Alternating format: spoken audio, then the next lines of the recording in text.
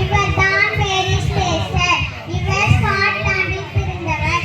இவர் ஆப்பிரிக்காவில் இரட்டை குழந்தைகளை கொல்லும் மூடப்பழக்கத்தை மாற்றினார்.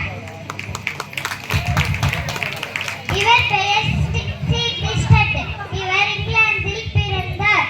இவர் பெரிய கிரிக்கெட் வீரராக இருந்தார். கிறிஸ்துவுக்காக எல்லாவற்றையும் விட்டு ஊழியம் செய்தார்.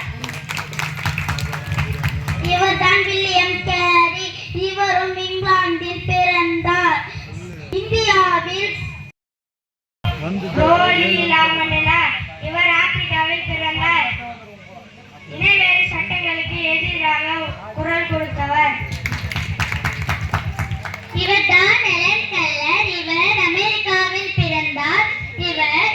இவருக்கு கண்கள் தெரியாது, காது கேட்காது, வாய் பேச முடியாது.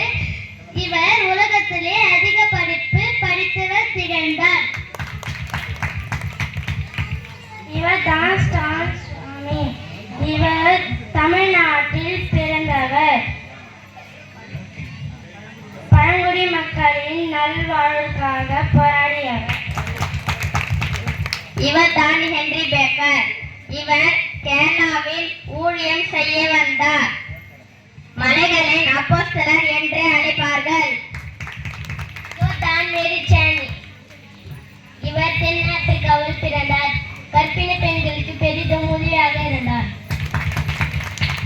இவர்தான் பெத்வால் போல். இவர் நமது ஊரில் ஊழியம் செய்ய வந்தார். இவர் ஆப்பிரிக்காவில் பிறந்தார். நம்முடைய திருச்சபைக்கு இவர் பெயரை தான் வைத்திருக்கிறோம். இவர்தான் கிரகம் ஸ்டீன்ஸ். இவர் ஆஸ்திரேலியாவில் பிறந்தவர். இந்தியாவில் ஒடிசாவில் தொழில் நோயாளிகளை குணப்படுத்த வந்தவர்.